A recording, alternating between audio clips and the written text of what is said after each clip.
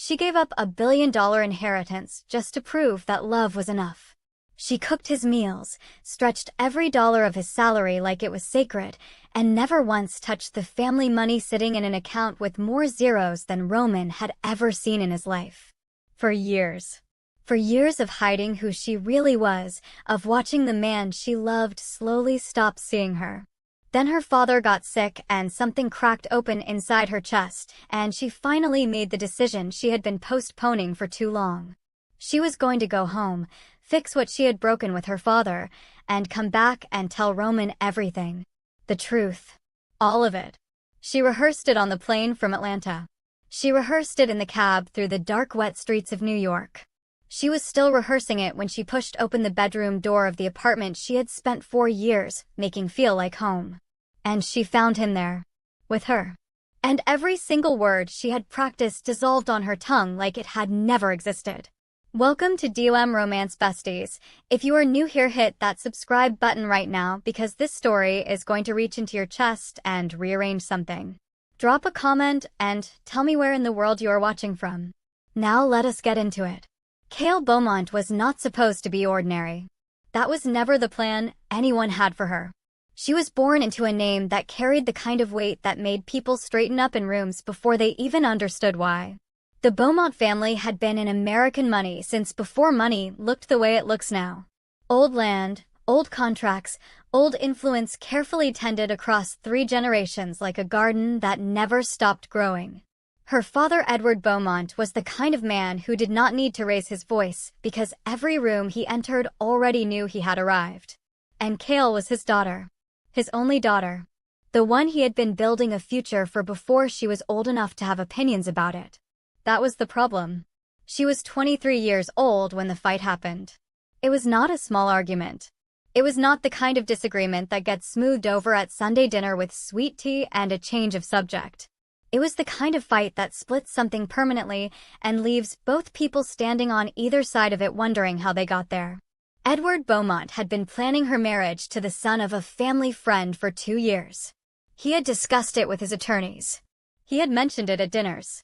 He had done everything except ask Cale what she thought about it because in his mind what Cale thought about it was not the point. The point was legacy. The point was the Beaumont name continuing in the right direction with the right alliance beside it. Cale sat across from him at the long dining room table in their Atlanta estate and told him no. He told her she was being emotional. She told him she was being herself. He told her that herself was a luxury she could not afford. And something in her went very still and very cold and very decided all at once.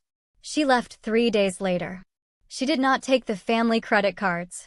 She did not touch the trust fund access her father had set up in her name. She took her personal savings, a single suitcase, and a one-way ticket to New York City, where nobody knew the name Beaumont the way Atlanta knew it. She told herself she was going to build something real. Something that was hers alone. She was 23 years old and stubborn in the particular way that people who have been raised in certainty become stubborn when that certainty is turned against them.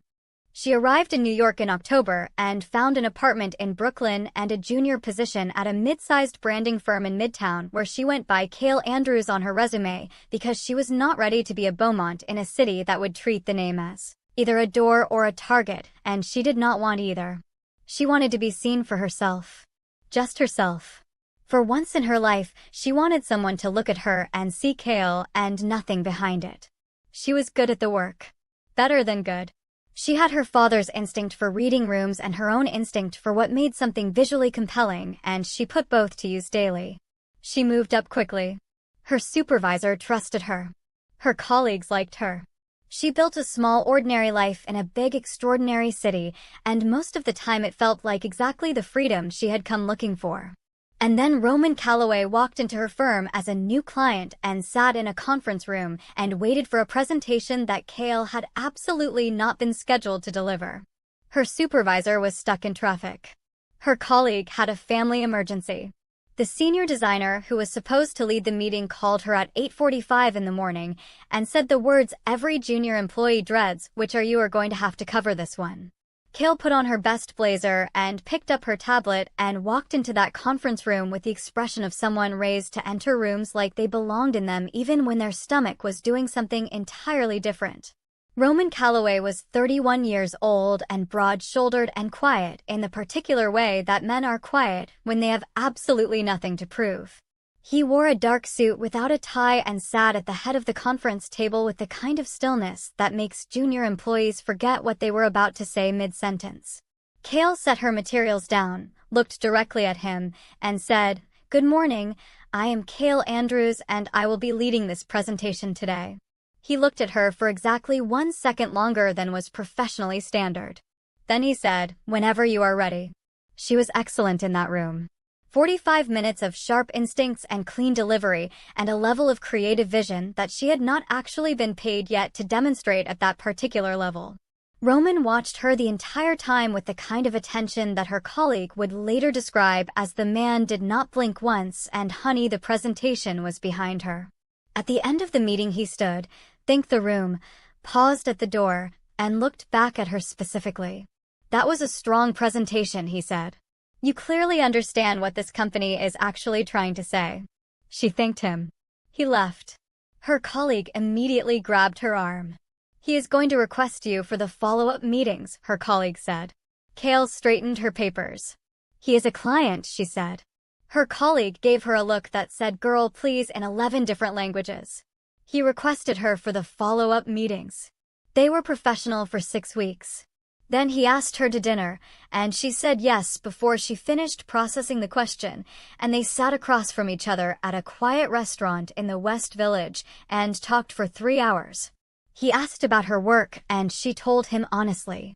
He asked about her family, and she said she was from Atlanta and that things with her father were complicated, and she left it there. He did not press. She noticed that. He had a way of asking questions like a man who understood that some answers take time to arrive and was genuinely willing to wait.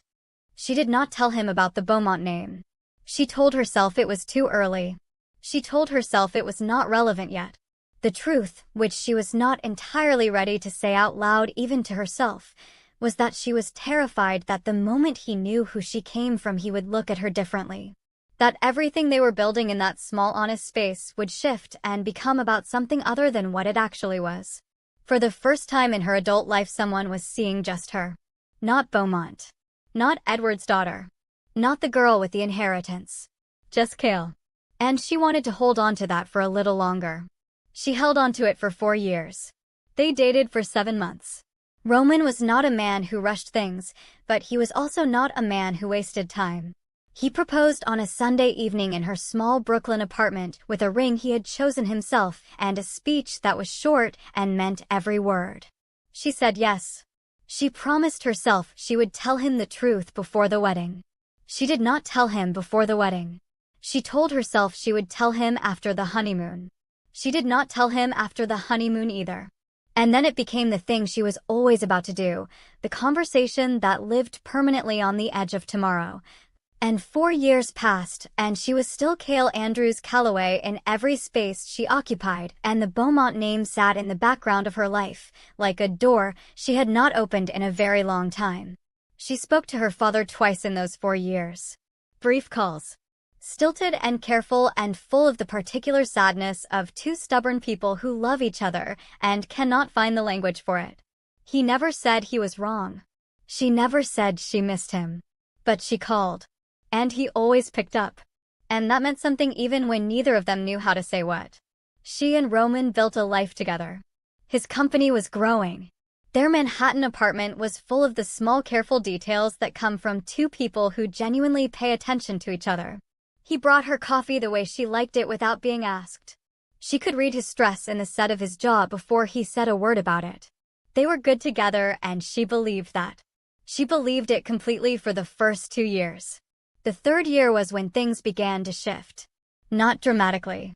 Not in ways you could point to and name. The quiet kind of shift that comes from a man whose company is growing faster than he anticipated and who starts spending more hours in boardrooms and fewer hours present in his own home. She noticed.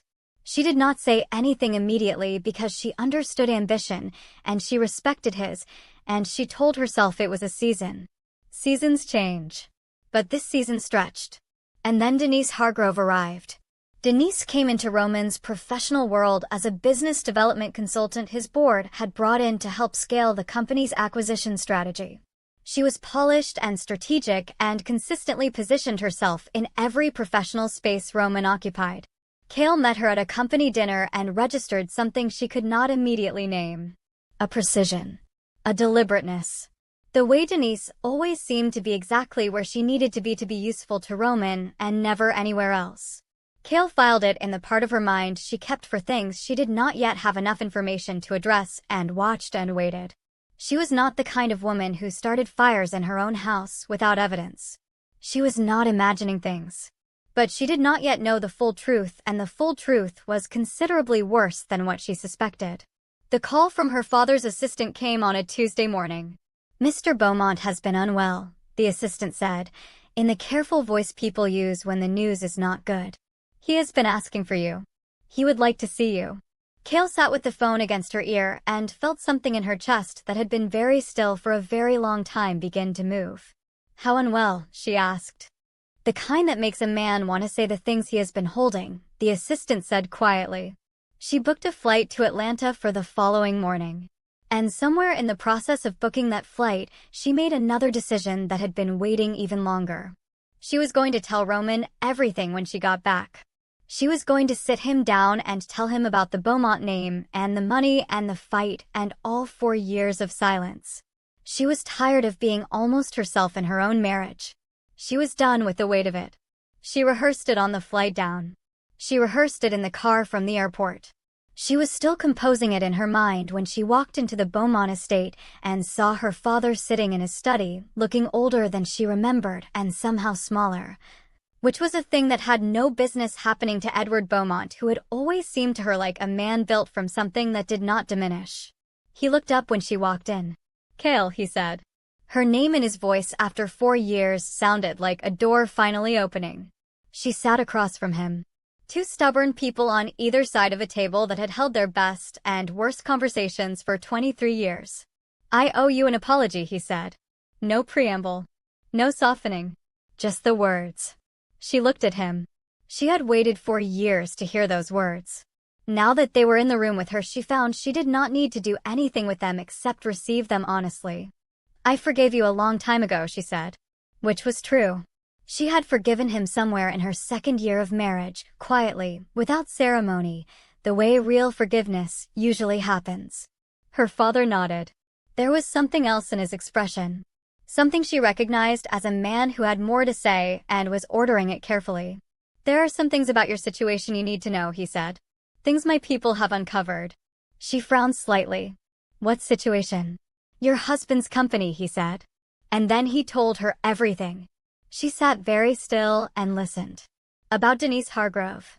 About who Denise Hargrove actually was beneath the polished surface.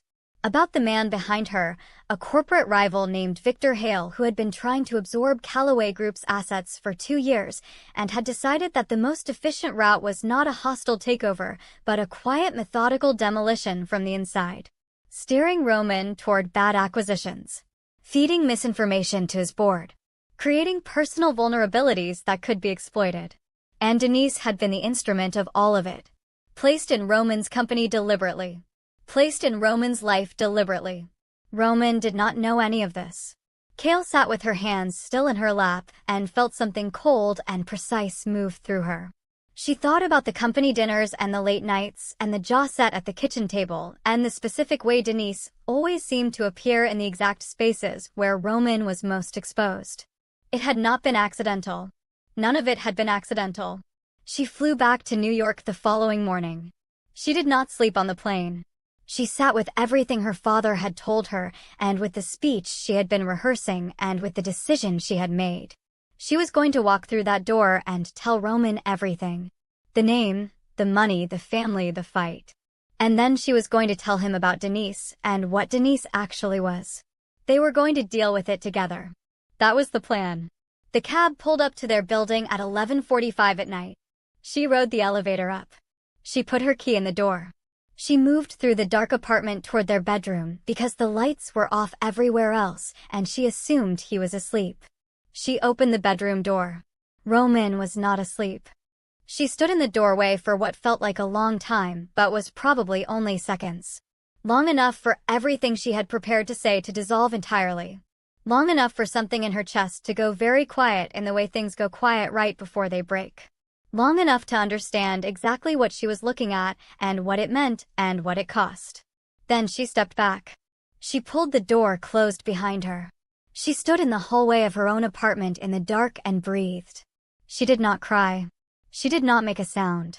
She picked up her bag from beside the front door and she left. Comment right now and tell me what you would have done in her position. Would you have walked back in and faced it or walked out and never looked back? I need to know. And if you have not subscribed yet, this is your sign. Subscribe now and stay with this story because we are just getting started. She checked into a hotel 2 blocks away. She sat on the edge of the bed in her coat and did not move for a long time. She had a conversation with herself in that hotel room.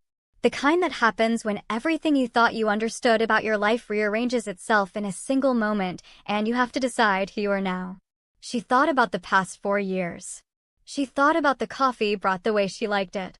She thought about the proposal in the small Brooklyn apartment and the short speech that meant every word. She thought about the bedroom door. And then she thought about something else. She thought about the version of herself that had hidden her name to avoid complicating things. The version that had made herself smaller and quieter and less so that the life she was building would not be disturbed. She had been so careful not to disrupt anything that she had somewhere along the way forgotten to be fully herself. She had given Roman a wife who was real but incomplete. She had given him Kale without the Beaumont, without the full weight and history and truth of her. And he had taken that incomplete version and been careless even with that. She was done being incomplete. She was done being careful. She was done. She called her father at 6 in the morning. He answered on the second ring. "I am coming home," she said. He was quiet for a moment. Then, "The guest room is ready," he said. As if he had been expecting this call. As if he had simply been keeping the room made. She flew back to Atlanta that morning. Roman noticed she was gone by noon. He called twice. She did not answer. He texted. She read the messages and did not reply. He went to her firm that afternoon and was told she had taken personal leave. He stood on the sidewalk outside and told himself she was probably with a friend.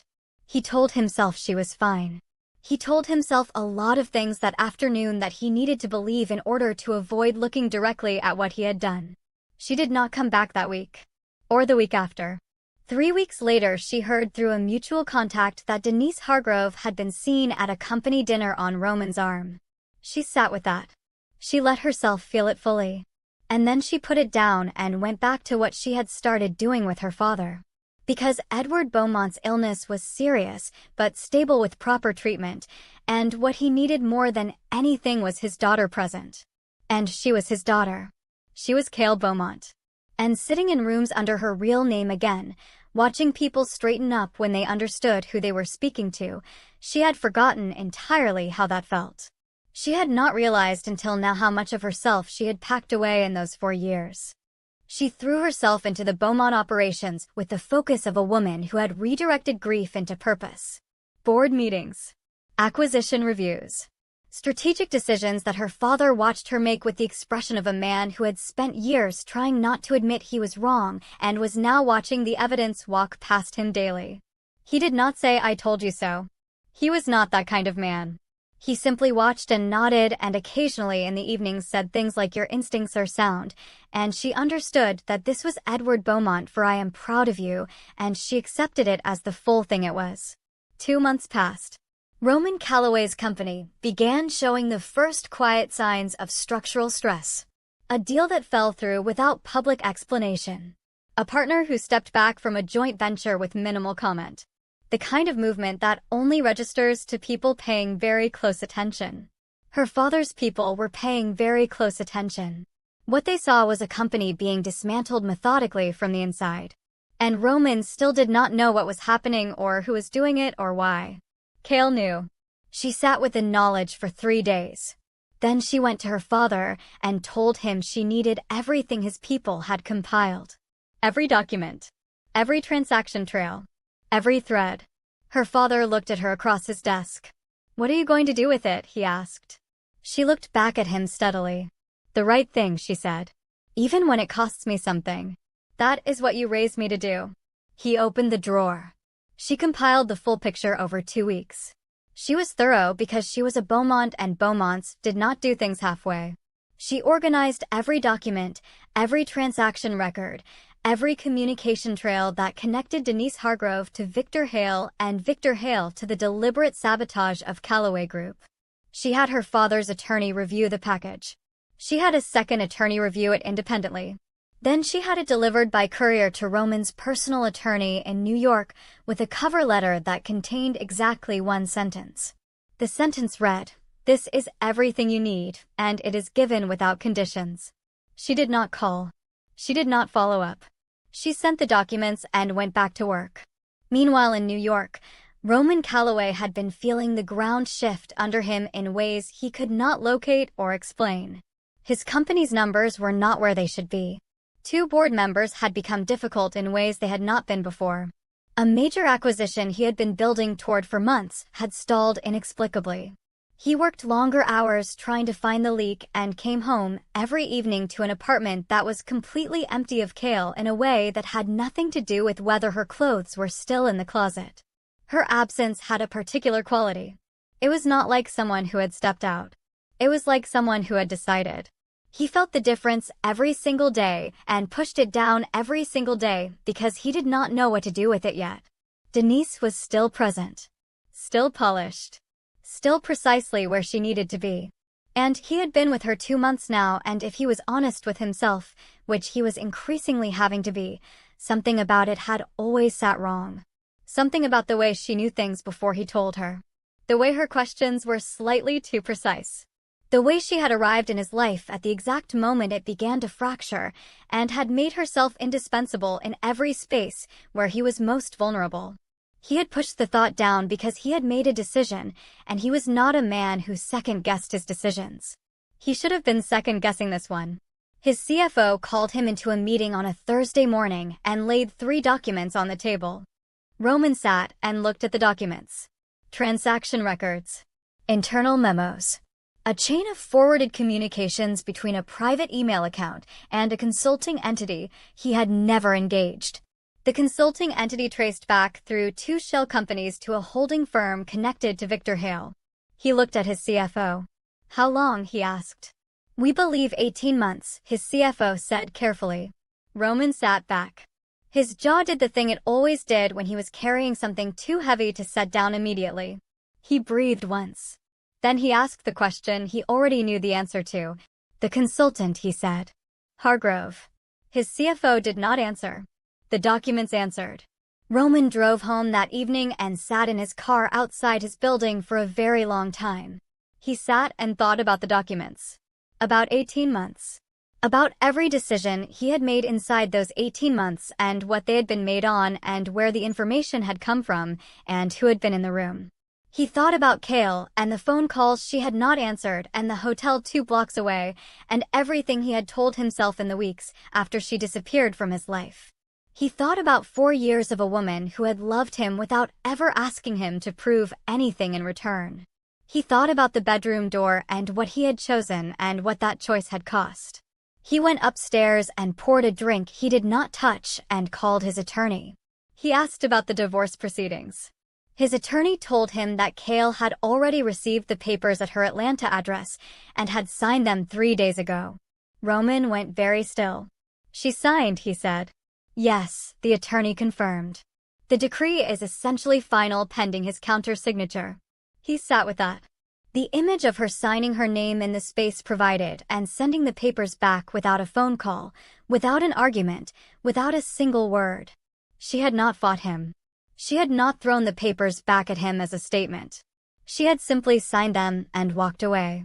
As if she had made a decision about what she was worth and what she was not willing to fight to be treated as, and she had been clear about it. That told him more about what he had done to her than anything else possibly could have. The courier package arrived from Atlanta the following day. He read every document twice. His attorney read them and went quiet in the way attorneys go quiet when what is in front of them is significantly worse than anticipated. Victor Hale's operation was precise and well-funded and had been running inside his company for 18 months with Denise as its primary instrument. Every bad acquisition, every board difficulty, every stalled deal, every personal vulnerability she had positioned herself to exploit. All of it deliberate, all of it calculated. And the woman who had compiled this evidence and sent it to him without conditions, without a phone call, without asking for a single thing in return, was the same woman whose divorce papers were sitting and signed on his desk. He looked at the cover letter for a long time. This is everything you need, and it is given without conditions. That was who she was. That was who she had always been. And he had called her worth nothing. He had told her she was replaceable. He had handed her papers and watched her sign them without understanding what he was actually doing, which was signing away the only thing in his life that had ever been genuinely irreplaceable. The documents went to the relevant authorities with the full weight of the evidence behind them. Denise Hargrove's consulting contract was terminated the same day. Victor Hale's operation became the subject of a federal investigation. The two compromised board members resigned before they were asked to. The bleeding in Roman's company stopped, not because he had saved it himself, but because a woman who owed him absolutely nothing had chosen to do the right thing and sent him the tools to save himself. He knew that. He sat with the full knowledge of that every single day. He flew to Atlanta. Now pause right here, because what is about to happen next is the moment this entire story has been building toward. If you have been watching from the beginning, drop a comment right now with the word Beaumont, so I know you are still here. Like this video because this story deserves everything you can give it. And stay with me because we are almost there. He did not have her address. He knew she was at the Beaumont estate because the courier package had originated there and because his attorney had confirmed the Atlanta delivery address. He drove to Buckhead and found the gates exactly as you would expect from a family name that had been in Atlanta money for 3 generations. Iron, tall, flanked by old oaks that had been there longer than the house they bordered. He pressed the intercom, gave his name, waited. Inside the estate, Cale was in her father's study when a staff member knocked and told her that Roman Calloway was at the gate asking to see her. She did not move immediately. She looked at her father. Edward Beaumont looked back at his daughter with the expression of a man who has a considerable number of opinions and is deciding which ones are his to express. "What would you like to do?" he asked. She thought about the bedroom door. She thought about the divorce papers. She thought about signing her name and sending them back because she was not going to beg for the right to be treated with basic dignity. She thought about the cover letter she had sent. Without conditions. She looked at her father. "Tell him to come in," she said. Roman walked up the drive with the oaks on either side and the house ahead of him, and the particular feeling of a man walking towards something he was not certain he deserved to reach. He had stood in rooms with powerful people his entire professional life. He had negotiated with men who moved markets without blinking. He was nervous now in a way that had nothing to do with any of that. This was personal. The kind of nervous that lives in the territory where you understand what is at stake and you understand that you are the reason it is at stake, and you walk forward anyway, because not walking forward is worse. Cale met him in the front room. She was wearing something simple. Her hair was natural and full. She looked like herself, fully herself, in a way he recognized from their home together, but understood now was only a partial version of the full picture. She stood in the center of the room and looked at him and did not fill the silence. He came in. He stood a few feet from her. He looked at her the way a man looks at something he has been thinking about every single day and is now standing in front of and does not know how to begin. "I know who you are," he said. She held his gaze. "Which part?" she asked. "All of it," he said. "Your name. Your family. Why you left Atlanta. Why you never told me." He paused. "I understand why you didn't tell me. I need you to know I understand that." She studied him without expression. "I know about Denise," he said. "What she was. Who sent her. What she was doing in my company and what she was doing in my life." He said it like a man reading a list of charges against himself, because that was what it was. I was used, he said, and I allowed it because I had stopped paying attention to the things that actually mattered. He stopped. I had stopped paying attention to you. Cale looked at him for a long moment. The front room was quiet. Outside, the Atlanta afternoon light was doing that golden long thing it does in fall. You told me I was worth nothing, she said. Her voice was even. Not raised. Just true. The way facts are true. He flinched. She saw it. I know, he said. You told me you had found someone better, she said. I know. You sent me divorce papers, she said. Yes. And I signed them, she said. She let that sit in the room. I signed them because I was not going to hold on to something that was trying to let go of me. I was not going to make myself small enough to beg for space in a life I had already built with you. She paused. I signed them and I sent them back, and I sent you those documents because that is who I am. Not because I wanted anything from you. Because it was the right thing to do, and I was raised to do the right thing even when it costs me something. He looked at her. He had nothing to defend. He knew that. I came here because I needed you to know that I understand what I lost, he said. Not the Beaumont name. Not the resources. Not what your family represents. He said it clearly and without performance. You. I lost you. The woman who loved me with everything she had and never once used what she had available to her to make me feel it. You never held it over me.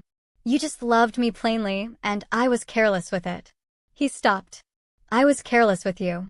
And I will carry that. She watched him. He reached into his jacket and took out a ring. Her ring. The one from the Brooklyn apartment. The one she had left in the bowl by the sink the morning she walked out and never went back for. He had gone back for it. He held it and looked at her, and for the first time since he walked through that door there was something in his face beyond regret. Something that was asking rather than explaining. He said, I know I do not deserve to ask this. I know what I did, and I know what it cost you, and I am not standing here pretending otherwise. But I am asking anyway. He looked at her directly. Give me the chance to be the man who deserves you. Not because of your name. Not because my company nearly fell apart and you saved it without being asked. Because I have loved you since a Tuesday morning in a conference room, and I was not careful enough with it, and if there is any version of this where you let me try again, I need to at least have stood here and asked. Cale looked at the ring in his hand. She looked at it for a long time. The room was very quiet. The oaks outside moved slightly in the afternoon wind. Somewhere deeper in the house, she could hear her father's study door and the particular sound of a man who was very deliberately not listening. She looked at Roman's face. She saw the sincerity in it. She saw the weight he was carrying and had been carrying and would carry. She believed that he had understood. She believed that he had genuinely looked at himself and seen what was there. She believed that he loved her. She had never stopped believing that. But belief was not the same as forgiveness. And forgiveness was not the same as going back. She thought about 4 years of being almost herself. For years of the Beaumont name sitting in the background like something she owed an apology for. She thought about all the things she had made smaller in herself so that the life around her would not be disturbed. And she thought about the morning she had sat on the edge of a hotel bed in her coat and had a conversation with herself about who she was going to be now. She had made a decision that morning. She had made it clearly, and she had kept it every day since. She was Cale Beaumont. All the way. No more incomplete versions. No more hiding. No more making herself easier to hold. She looked at Roman. She said, I believe you. She said it without cruelty. Quietly. Honestly. I believe that you understand what happened, and I believe that you are sorry, and I believe that you mean what you are asking. She paused. And the answer is no. He went very still. She continued. Not because I do not think you have changed. Not because I want you to hurt. She looked at him with the particular clarity of a woman who has done the hard work of knowing herself and is not confused about what she is saying. But because I spent 4 years making myself smaller in that marriage, and I did not even realize how small I had become until I came home and remembered who I actually was. And the woman I am now, she said, does not need to go back to find out if the lesson was real. She already knows what she is worth. She does not need to test it against the person who forgot it. Roman looked at her. His jaw was set. His eyes were doing something he was working to contain. He did not argue. He did not push. He was at least, she thought, a man who understood when a door had closed. Some things, she said gently, are not about punishment. Some things are just about knowing your own value well enough not to negotiate it twice with the same person. She crossed the room and held out her hand. He looked at it. Then he placed the ring in her palm. She closed her fingers around it. She held it for a moment. Then she set it on the table beside him. A small quiet gesture. Clean and final. She said, "I hope you build something extraordinary, Roman. I genuinely do. I hope Callaway Group becomes everything you wanted it to be. I hope you learn from this and take it into the next version of your life." She paused. "But that version does not include me." He picked up the ring from the table. He looked at it. Then he looked at her one last time with the expression of a man committing something to permanent memory. The kind of memory that does not fade and is not meant to. The kind you carry not as punishment but as instruction. He said, "You are the most extraordinary person I have ever known." He said it simply, without asking anything of it. She looked at him. "Thank you," she said. "I know." He left. She stood in the front room for a moment after the door closed. She listened to the sound of his car on the drive. She listened to the gates. She listened to the city beyond the oaks carrying on as it always does, indifferent and loud and full of its own business. Then she went to find her father. He was in his study exactly where she knew he would be, sitting behind his desk with a book open that he had not been reading. He looked up when she came in. She sat down in the chair across from him, the same chair she had sat in 10,000 times, and for a moment neither of them said anything. "How are you?" he asked. She thought about it honestly. She said, "I am good," and meant it fully for the first time in a long time. Edward Beaumont looked at his daughter. He looked at her the way he had been looking at her since she came home, like a man recalibrating around a version of someone he thought he knew and discovering she was considerably larger than the space he had arranged for her. He said, "I want to ask you something." She looked at him. "Would you consider taking a more formal role in the Beaumont operations?" he said. "Not because you have to. Not because I am asking you to give anything up. But because I would like my daughter beside me while I still have time to work beside her." His voice was even, but she heard everything underneath it. She looked at her father for a long moment. She thought about what it had felt like to walk back into this house and remember her own name. To sit in boardrooms and make decisions that mattered under a name that was hers. To move through the world as herself, fully, without apology or abbreviation. "Yes," she said. "I would like that very much." Edward Beaumont nodded once. He did not smile widely. He did not make a production of it. He was not that kind of man. But something in his face settled in the way that things settle when they have finally found the right position after being slightly wrong for a very long time.